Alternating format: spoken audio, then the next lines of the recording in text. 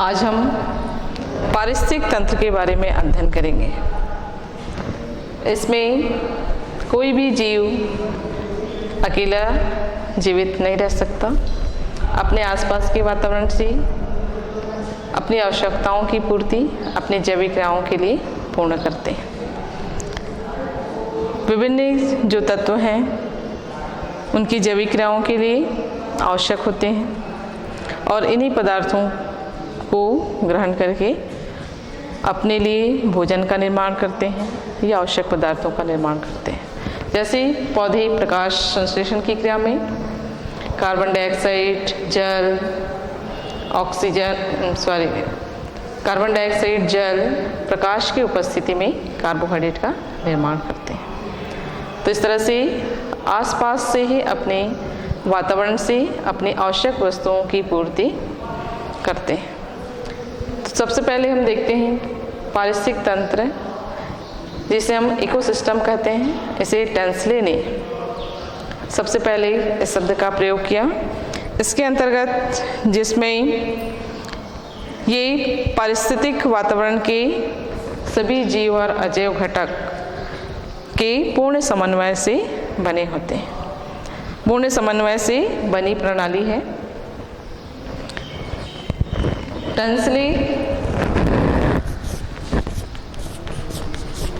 Tansley ने सबसे पहले इकोसिस्टम शब्द प्रयोग किया।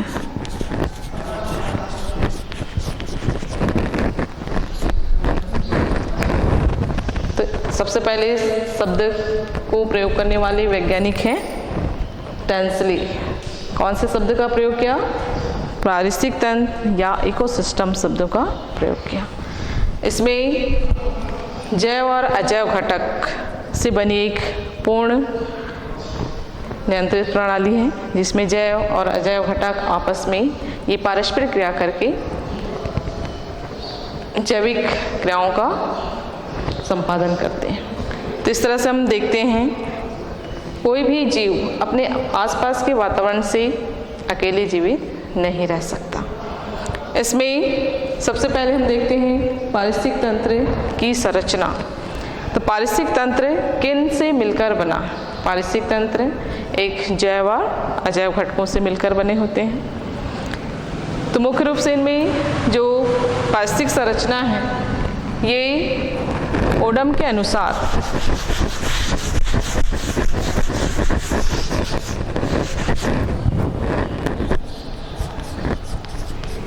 ओडम के अनुसार पारिस्थितिक तंत्र को दो प्रकार में बांटा गया है, सपोषी और दूसरा है परपोषी।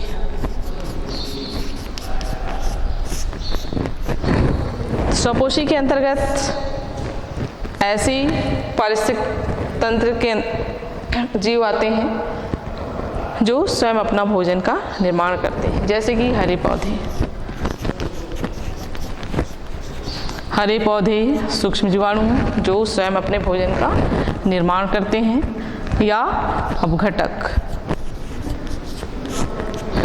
ये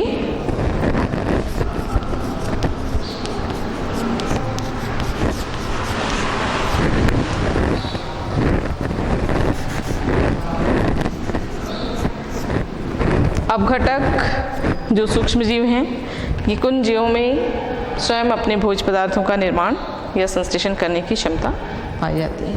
तो सपोषी वे जीव हैं जो स्वयं अपना भोजन का निर्माण करते हैं। इसी तरह परपोषी वे जीव हैं जिनमें भोज्य पदार्थों का निर्माण नहीं करते, ये दूसरे जीवों से अपना भोजन प्राप्त करते हैं।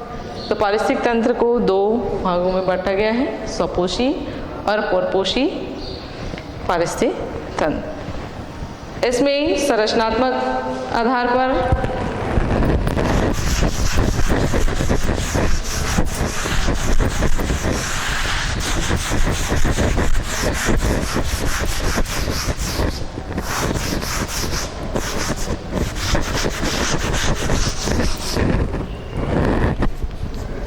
संरचनात्मक आधार पर, संरचनात्मक के आधार पर पारिस्थितिक तंत्र दो घटकों से मिलकर बना होता है, जैव घटक और अजैव घटक। इसमें पहला है जैव घटक और दूसरा है अजैव घटक।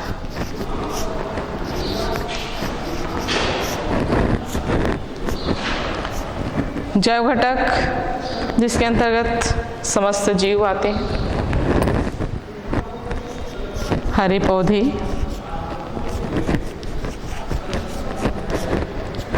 और अपघटक।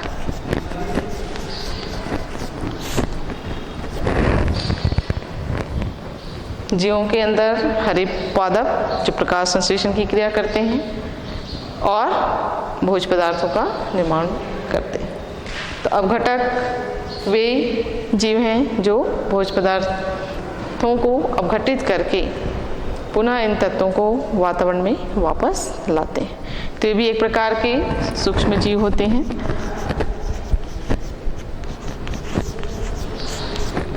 और इस तरह से सभी जो जीव हैं वो जैव घटक के अंतर्गत आते हैं। जैव घटक में पोषक के आधार पर इन्हें प्राथमिक, द्वितीयक, तृतीयक घटकों के रूप में लिया गया है। हरे पौधे अपघटक और है जंतु। तो हरे पौधों को उत्पादक कहा गया है जो भोजन का निर्माण करते हैं, और जंतु जो हरे पौधों से अपना भोजन प्राप्त करते हैं वो कहलाते हैं उपभोक्ता। तो यहाँ पर उपभोक्ता, उत्पादक और उपभोक्ता और अपघटक तीनों जैव घटक की श्रेणी में आते हैं। इसी तरह अजैव घटक जिसके अंतर्गत कार्बनिक,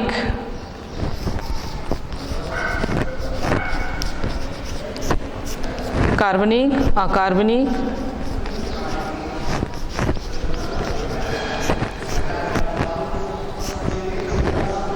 कार्बनिक, अकार्बनिक और जलवायु।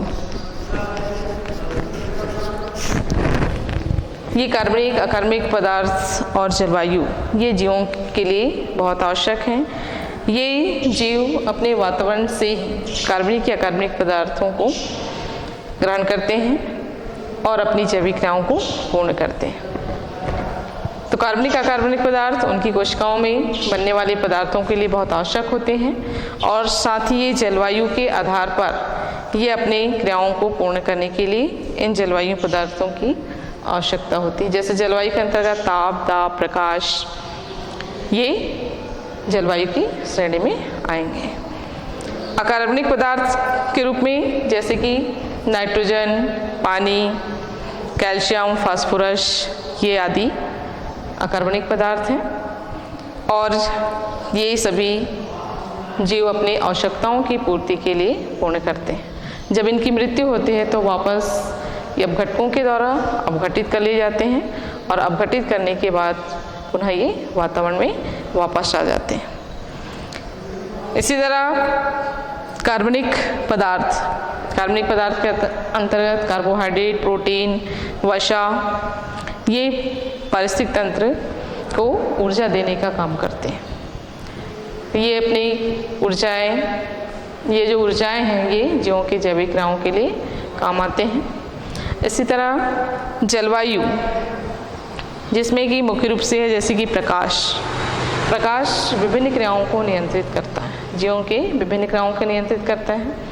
जैसे कि हम देखते हैं प्रकाश की उपस्थिति में पौधे अपना भोजन का निर्माण करते हैं, बिना प्रकाश की अनुपस्थिति में भोजन का निर्माण नहीं होता। कई पादपों में पुष्पन की क्रिया, जैसे पुष्पन की क्रिया है, पादप वृद्धि है, प्रकाश पर निर्भर करता है। प्रकाश की उपस्थिति में पुष्प खिलते हैं, और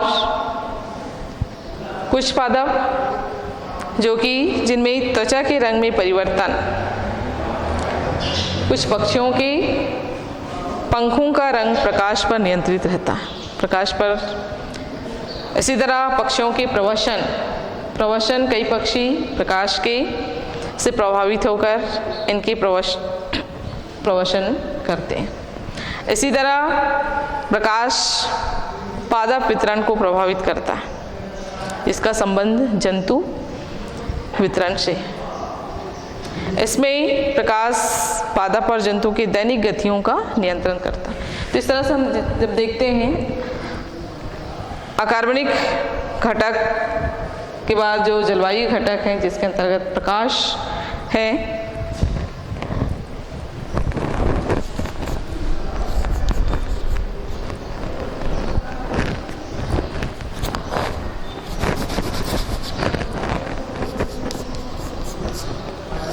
जलवायु जिसमें है प्रकाश। तो बहुत सारी क्रियाओं का नियंत्रण प्रकाश के द्वारा होता है। प्रकाश की उपस्थिति में पौधे पुष्पन की क्रिया करते हैं, उनमें प्रवसन पाया जाता है और कई पक्षियों में प्रकाश के आधार पर उनके रंग होते हैं। तो इस तरह से जलवायु के अंतर्गत प्रकाश। अब हम देखते हैं प्रकाश के अलावा अन्य और भी जो जलवायु है तापक्रम के आधार पर पौधों की जो जैविक क्रियाएं हैं ये नियंत्रित होती हैं, जिसमें सभी जो जैविक क्रियाएं हैं विशेष ताप पर क्रियाशीलता प्रदर्शित करते हैं। इसमें इसी तरह जल भी एक जलवायु के अंतर्गत आता है, जो कि जल जीवों के लिए बहुत ही आवश्यक होती हैं। जल की मात्रा से उनकी जैविक क्रियाएं नियंत्रित होती हैं। जल के आधार पर जल का अवशोषण पादप करते हैं और जल की उपस्थिति में जितनी भी जैविक क्रियाएं हैं ये आसानी से हो जाती हैं। तो जीव में जल का महत्व सबसे अधिक होता है और जल अपने आसपास के वातावरण से ही प्राप्त करते हैं या पदार्थों के निर्माण के समय उत्पाद के रूप में भी बनते हैं। तो इस तरह जीवों में जो जल है ये अपने आसपास के वातावरण से प्राप्त करते हैं, जो उनकी जैविक क्रियाओं को नियंत्रित करते हैं।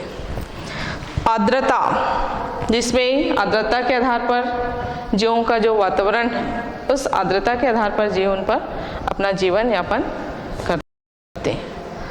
अधिक आर्द्र वाले क्षेत्र पर अलग प्रकार के जीव हो सकते हैं और कम आर्द्रता वाले क्षेत्र पर दूसरे जीव होंगे। तो इस तरह से जीवों का जो आवास स्थान है ये उसकी आर्द्रता पर भी निर्भर करता है। इसी तरह कई खनिज तत्व जिसमें पौधे अपने पोषक तत्वों का अवशोषण करते हैं। ये पोषक तत्वों की अगर उनमें कमी होती है तो उनमें विकृतियाँ उत्पन्न होती हैं, उनमें उस प्रकार के उनकी जो जैविक क्रियाएं होनी चाहिए वो नहीं हो पाती।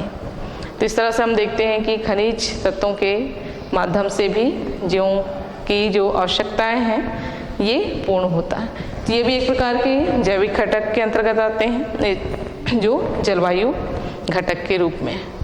तो हमारे आसपास जितने भी जलवायु घटक हैं, ताप, दाब, प्रकाश, ये सब जीवों के लिए उनकी जैविक क्रियाओं को नियंत्रित करते हैं और ये जैव अपने आसपास से ही सभी आवश्यक पदार्थों का पूर्ति करते हैं। इस तरह से हम पारिस्थितिक तंत्र की जो मुख्य घटक हैं जैव घटक और अजैव घटक के रूप में देखते हैं। तो जैव घटक और अजैव घटक बिना एक दूसरे के जीवित नहीं रह सकता। इसमें आगे हम देखते हैं पारिस्थितिक तंत्र की सीमाएं।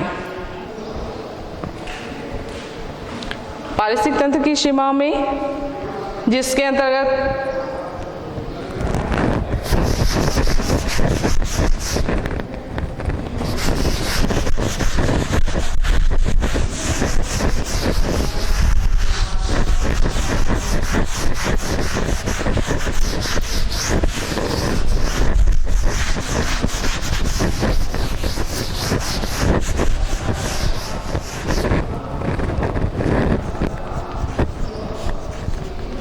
पारिस्थितिक तंत्र की सीमाएं।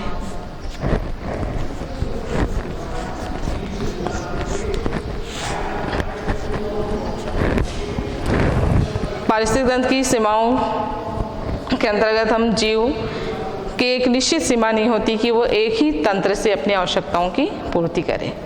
हो सकता है किसी दूसरे पारिस्थितिक तंत्र से वे अपनी आवश्यकताओं की पूर्ति करते हैं। तो एक सीमा से मतलब कोई इनमें निश्चित बंधता नहीं होती कि एक ही स्थान से हमको लेना है या एक ही स्थान से आपकी आवश्यकताओं की पूर्ति करनी होगी।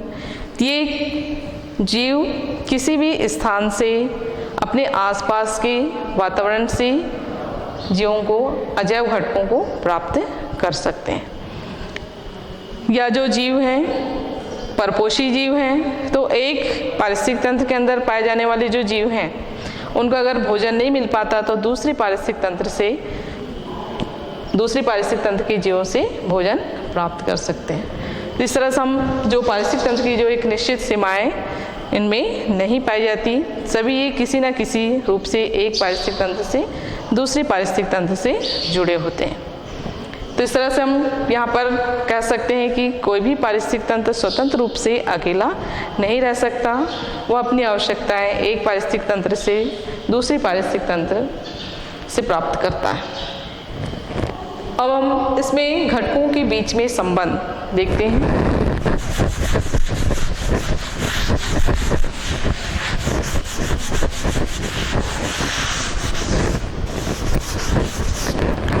मुख्य रूप से जो पारिस्थितिक घटक हैं कौन कौन से हैं? जैव घटक और अजैव घटक। इन्हीं जैव और अजैव घटकों के बीच पारिस्थितिक तंत्र के जो आवश्यक अंग हैं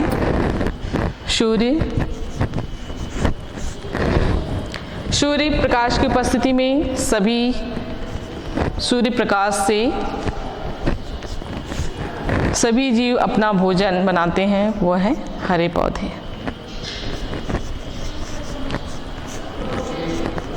हरे पौधे भोज्य पदार्थों का निर्माण करते हैं, इसलिए इन्हें उत्पादक कहते हैं। इन उत्पादों का उपयोग प्राथमिक उपभोक्ता के रूप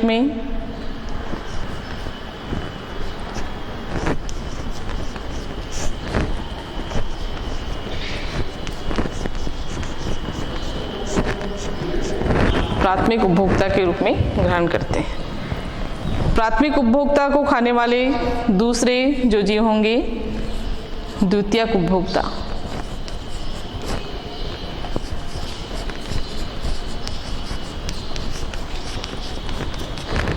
द्वितीयक उपभोक्ता को खाने वाले दूसरे जीव कहलाते हैं तृतीयक।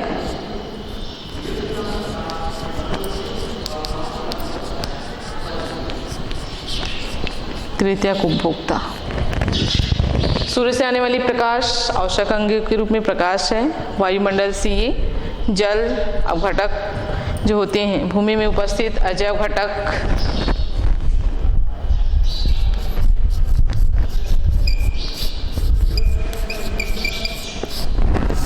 पौधे अजैव घटक के रूप में भूमि से जल खनिज तत्वों को ग्रहण करते हैं। खनिज तत्वों के ग्रहण करने या अजैव घटकों को ग्रहण करने के पश्चात ये जीव प्रकाश संश्लेषण की क्रिया द्वारा अपनी भोजन का निर्माण करते हैं।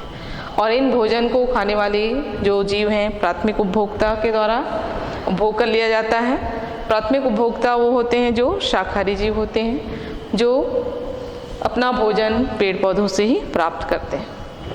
इसके बाद भोज्य पदार्थों का जो स्थानांतरण द्वितीयक उपभोक्ता, पौधे द्वितीयक उपभोक्ता की श्रेणी में हो सकते हैं, तृतीयक उपभोक्ता की स्थिति पे हो सकते हैं। तो इस तरह से इसमें द्वितीयक उपभोक्ता शाकाहारी जंतुओं को रखा गया है। जैसे कि शाकाहारी को खाने वाले दूसरे जीव क्या होंगे? मांसाहारी। प्राथमिक उपभोक्ता शाकाहारी जीव जैसे कि शाकाहारी के अंतर्गत बकरी, गाय, टिड्डे,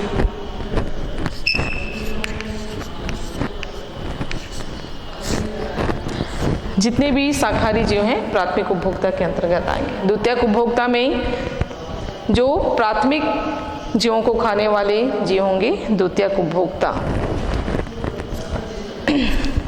मोर,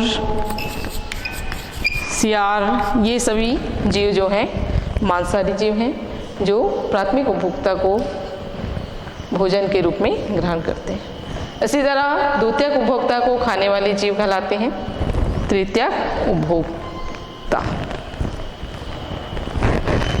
जो ये भी मांसाहारी होते हैं। जैसे कि उच्च श्रेणी के अंतर्गत शेर हो सकता है, मनुष्य।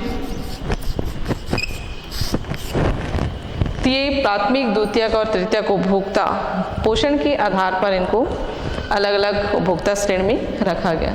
ये सभी पौधे से ही ऊर्जा प्राप्त करते हैं, डायरेक्ट रूप से या इनडायरेक्ट रूप से। डायरेक्ट रूप से जैसे कि प्राथमिक उपभोक्ता सीधे हरे पौधों का उपयोग करते हैं और ऊर्जा का स्थानांतरण हरे पौधों से प्राथमिक उपभोक्ता तक होता है। इसके बाद जो संचित भोजन है, संचित ऊर्जा है, वह द्वितीयक उपभोक्ताओं के द्वारा उपभोग कर ली जाती है। जिस तरह से पौधे से ही ऊर्जा द्वितीयक उपभोक्ता को मिलता है, इसी तरह द्वितीयक उपभोक्ता का जीव तृतीयक उपभोक्ता उपभोग करते हैं। और ये भी ऊर्जा का जो स्रोत है, ऊर्जा जो मिलता है पौधों से ही मिलता है। तो ये भी इनडायरेक्ट रूप से।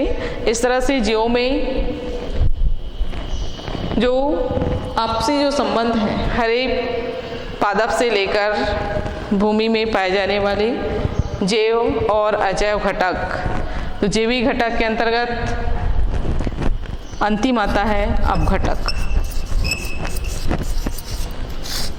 सभी जीवों की मृत्यु के बाद प्राथमिक जीव की मृत्यु,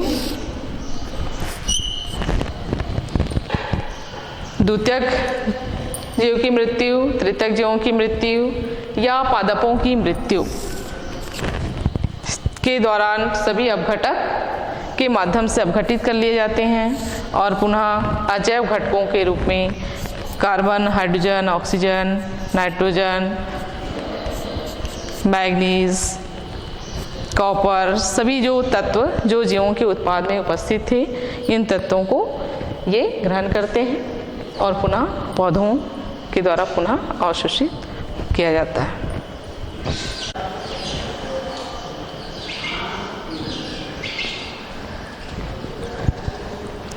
इस तरह से हम पारिस्थितिक तंत्र में उनके घटकों के बीच जो संबंध होता है वह जैव अजैव घटक और जो कार्बनिक अकार्बनिक तत्व हैं, ये सभी आपस में एक दूसरे से जुड़े होते हैं।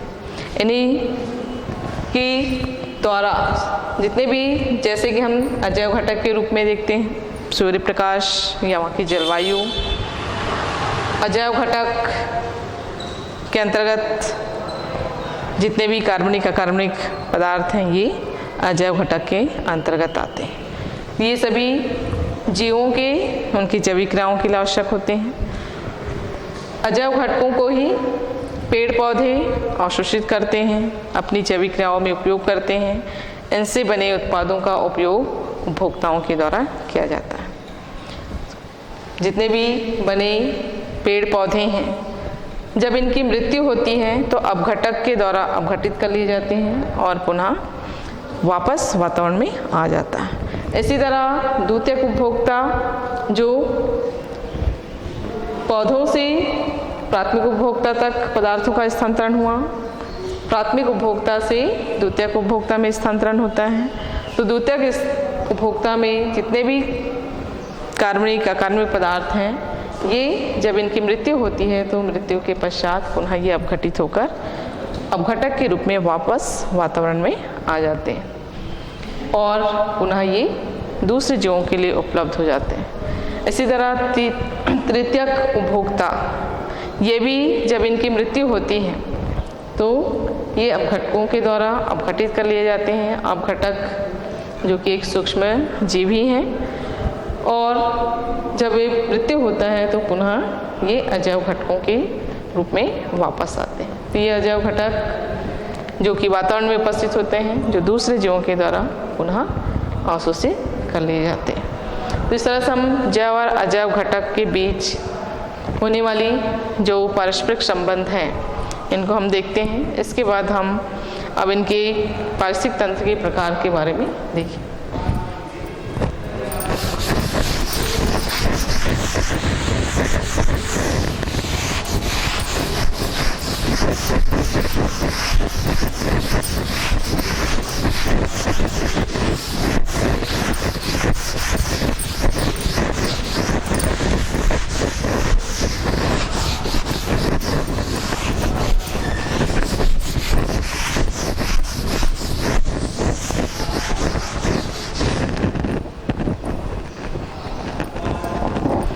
पारिस्थितिक तंत्र मुख्यतः दो प्रकार से इनको बांटा गया है, प्राकृतिक और कृत्रिम। पारिस्थितिक तंत्र के प्रकार।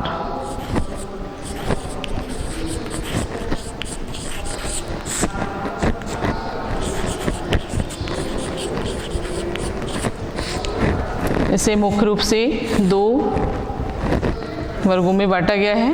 पहला है प्राकृतिक पारिस्थितिक तंत्र,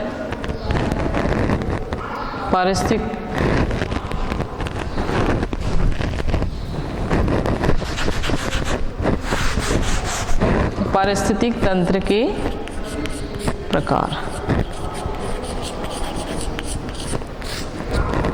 पहला है प्राकृतिक पारिस्थितिक तंत्र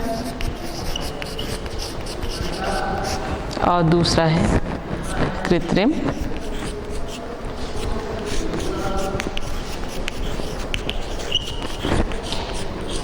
पारिस्थितिक तंत्र। प्राकृतिक का मतलब है प्रकृति द्वारा स्वतः निर्मित पारितंत्रों को प्राकृतिक पारिस्थितिक तंत्र कहेंगे। प्राकृतिक पारिस्थितिक तंत्र को पुनः हम दो भागों में बांटते हैं, जिसमें स्थलीय और जलीय दो भाग हैं, स्थलीय और जलीय।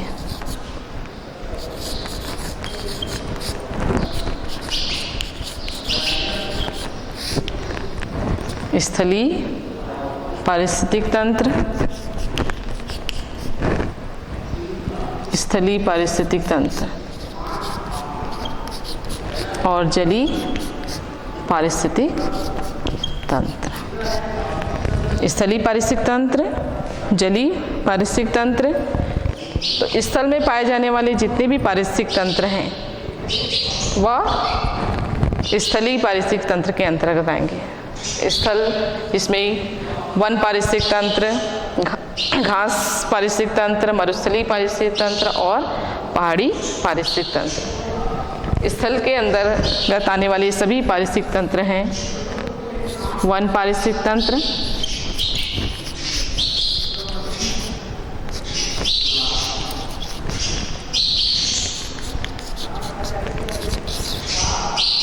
घास पारिस्थितिक तंत्र,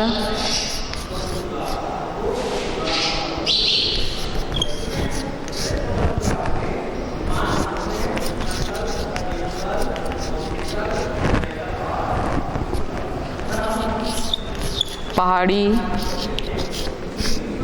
पारिस्थितिक तंत्र,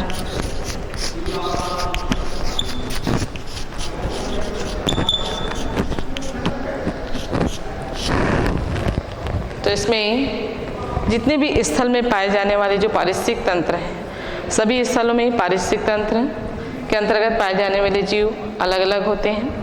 वन में पाए जाने वाले जीव अलग होंगे, इसी तरह घास के मैदान में पाए जाने वाले जीव अलग होंगे और पहाड़ी क्षेत्र में पाए जाने वाले जीव अलग होंगे।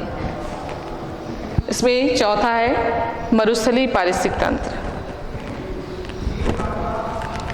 चौथा मरुस्थलीय पारिस्थितिक तंत्र, इसके अंतर्गत मरुस्थलीय क्षेत्र में पाए जाने वाले जीव होंगे। तो सभी पारिस्थितिक तंत्र अपनी आपस की वातावरण से ही लिए गए पदार्थों के आधार पर अपनी जीवन पूर्ण करते हैं, उनकी जैविक क्रियाएं पूर्ण करते हैं, जिससे अपने आप में जीवित रहते हैं। वन पारिस्थितिक तंत्र में देखेंगे तो वन में पाए जाने वाले जीव घटक होंगे और वहाँ की जलवायु और वहाँ के कार्बनिक अकार्बनिक पदार्थ। तो हर वन पारिस्थितिक तंत्र में वहाँ की जलवायु पर निर्भर करता है कि वहाँ किस प्रकार की जलवायु है। तो वहाँ वैसे ही प्लांट होंगे जहाँ उसके लिए वो अनुकूल होंगे। घास पारिस्थितिक तंत्र में अलग अलग क्षेत्रों पर अलग अलग तरह के घास पाए जाते हैं, जिसके अंतर्गत वहाँ की जो जलवायु पर निर्भर करता है। तो इस तरह से घास पारिस्थितिक तंत्र में पाए जाने वाले जीव अलग होंगे। घास में मुख्य रूप से जो उत्पादक के अंतर्गत आएगा घास, उनको खाने वाले छोटे जीव और उनको खाने वाले उससे दूसरे जो जीव होंगे बड़े जीव। जैसे कि घास पारिस्थितिक तंत्र के अंतर्गत हम देखते हैं घास उत्पादक होगा,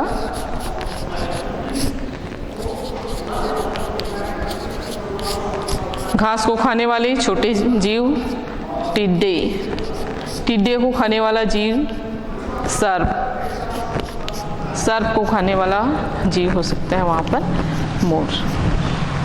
तो घास पारिस्थितिक तंत्र के अंतर्गत जो जितने भी जीव हैं ये जीव आपस में अपनी जैविक क्रियाएं या अपनी आवश्यकताओं की पूर्ति करते हैं। तो सभी स्थलीय पारिस्थितिक तंत्र में पाए जाने वाले जीव अलग अलग होंगे। वन पारिस्थितिक तंत्र में अलग जीव हैं, घास पारिस्थितिक तंत्र में अलग होंगे, पहाड़ी पारिस्थितिक तंत्र के अंतर्गत पहाड़ी क्षेत्र में पाए जाने वाले जीव अलग होंगे और मरुस्थलीय जीव में पाए जाने वाले जीव अलग होंगे। इस तरह से प्राकृतिक पारिस्थितिक तंत्र के अंतर्गत स्थलीय पारितंत्र देखते हैं।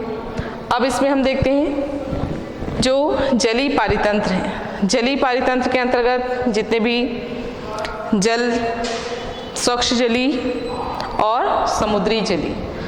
स्वच्छ जलीय के अंतर्गत नदी, झील, तालाब, दलदल भूमि,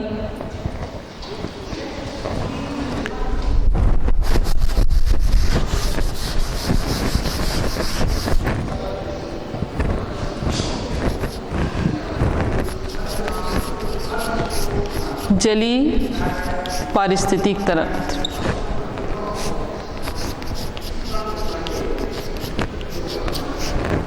जलीय पारिस्थितिक तंत्र को मुख्यतः दो भागों में स्वच्छ जलीय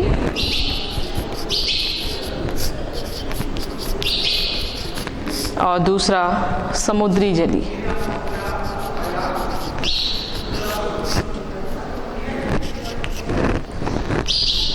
समुद्री जलीय पारिस्थितिक तंत्र। स्वच्छ जलीय के अंतर्गत जितने भी वहाँ की पारिस्थितिक तंत्र होंगे, तालाब, नदी, इसके अंतर्गत है तालाब,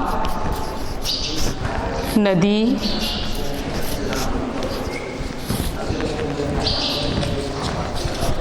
दलदल,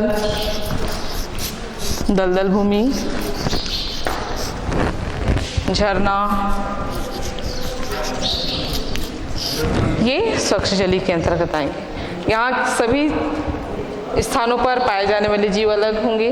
तालाब में पाए जाने वाले जीव अलग होंगे, नदी में पाए जाने वाले जीव अलग होंगे, दलदल भूमि में पाए जाने वाले जीव अलग हैं और झरना वाले क्षेत्र में पाए जाने वाले जीव अलग हैं। तो सभी स्थानों पर पाए जाने वाला जो पारिस्थितिक तंत्र है अलग अलग है, लेकिन ये सभी पारिस्थितिक तंत्र वहाँ की जैव और अजैव घटकों से ही मिलकर बनी होती हैं। अलग अलग पारिस्थितिक तंत्र में उनकी जो अजैव घटक है वो भिन्न हो सकती हैं और जो जीव हैं वो भी भिन्न हो सकती हैं। तालाब के अंदर पाए जाने वाले जो तालाब पारिस्थितिक तंत्र है वहाँ पर पाए जाने वाले छोटे सूक्ष्म जीव जो शैवाल हैं उत्पादक होंगे। इनको खाने वाली छोटी मछलियाँ, फिर छोटी मछली को खाने वाली बड़ी मछलियाँ और बड़ी मछली को खाने वाले दूसरे जीव होंगे। तो इस तरह से हम स्वच्छ जलीय के अंतर्गत मुख्य रूप से तालाब पारिस्थितिक तंत्र, नदी पारिस्थितिक तंत्र, दलदल भूमि पारिस्थितिक तंत्र और झरना पारिस्थितिक तंत्र के देखते हैं। इसमें समुद्री पारिस्थितिक तंत्र के अंतर्गत सागर, महासागर,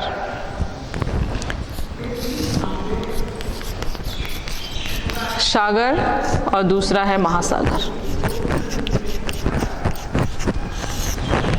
समुद्री जलीय पारितंत्र के अंतर्गत है सागर पारिस्थितिक तंत्र और महासागर पारिस्थितिक तंत्र। तो सागर में पाए जाने वाले जीवों की जातियां अलग अलग हैं। विभिन्न प्रकार के जीव होंगे जो महासागर से भिन्न हैं। तो इस तरह से वहाँ की जो जलवायु है, सागर की जलवायु और महासागर की जलवायु दोनों ही क्या होंगी, भिन्न होती हैं। तो जलवायु के आधार पर वहाँ पाए जाने वाले जीव निर्भर करते हैं, जिससे उनमें पाए जाने वाली जो जैविक और अजैव घटकों के बीच जो पारस्परिक क्रिया के फलस्वरूप पारिस्थितिक तंत्र का निर्माण होता है। ये था मुख्य रूप से प्राकृतिक पारिस्थितिक तंत्र के अंतर्गत। प्राकृतिक पारिस्थितिक तंत्र स्थलीय और जलीय में बांटा गया है, जिसके अंतर्गत स्थलीय में वन पारिस्थितिक तंत्र, घास पारिस्थितिक तंत्र, पहाड़ी पारिस्थितिक तंत्र, मरुस्थलीय पारिस्थितिक तंत्र, और जलीय पारिस्थितिक तंत्र के अंतर्गत स्वच्छ जलीय, समुद्री जलीय। स्वच्छ जलीय के अंतर्गत तालाब पारिस्थितिक तंत्र, नदी पारिस्थितिक तंत्र, दलदल भूमि पारिस्थितिक तंत्र, झरना पारिस्थितिक तंत्र आते हैं। समुद्री जलीय के अंतर्गत सागर पारितंत्र और महासागर पारितंत्र। अब इस तरह से ये था प्राकृतिक पारिस्थितिक तंत्र। कृत्रिम पारिस्थितिक तंत्र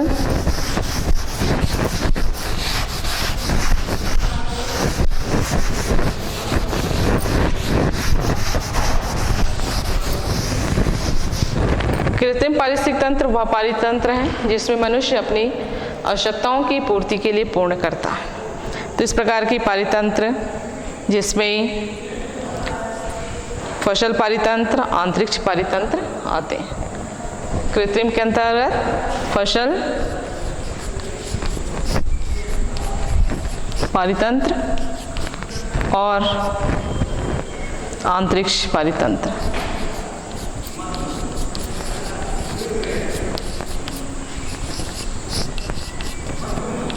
पारितंत्र और पारिस्थितिक तंत्र दोनों ही एक ही शब्द हैं। तो फसल अपनी आवश्यकताओं के अनुसार मनुष्य खेती करता है और उन्हीं प्रकार के जीवों को वो अपने उपयोग में लाते हैं। इसी तरह अंतरिक्ष में ये भी अपनी आवश्यकताओं के अनुसार अंतरिक्ष में पाए जाने वाले जो पारिस्थितिक तंत्र हैं, ये मनुष्य अपनी आवश्यकताओं की पूर्ति के लिए कृत्रिम पारिस्थितिक तंत्र के माध्यम से स्वयं निर्मित करता है। तो सबसे अधिक हम फसल के पारितंत्र में देखते हैं। जिस प्रकार की अपनी फसल की आवश्यकता है उसी प्रकार के हम फसल को प्राप्त करते हैं, और वहाँ पाए जाने वाले जो पारिस्थितिक तंत्र है वे जीव भी अलग अलग होंगे। तो इस तरह से हम पारिस्थितिक तंत्र के प्रकार के बारे में अध्ययन किए, और इन सभी पारिस्थितिक तंत्र का अलग अलग क्षेत्र में जितने भी जैव और अजैव घटक हैं इन सबको हम अध्ययन करेंगे। तो पारिस्थितिक तंत्र मुख्य रूप से कितने भागों में बांटा गया है? 2 मुख्य पार्ट्स हैं, प्राकृतिक और कृत्रिम पारिस्थितिक तंत्र। धन्यवाद।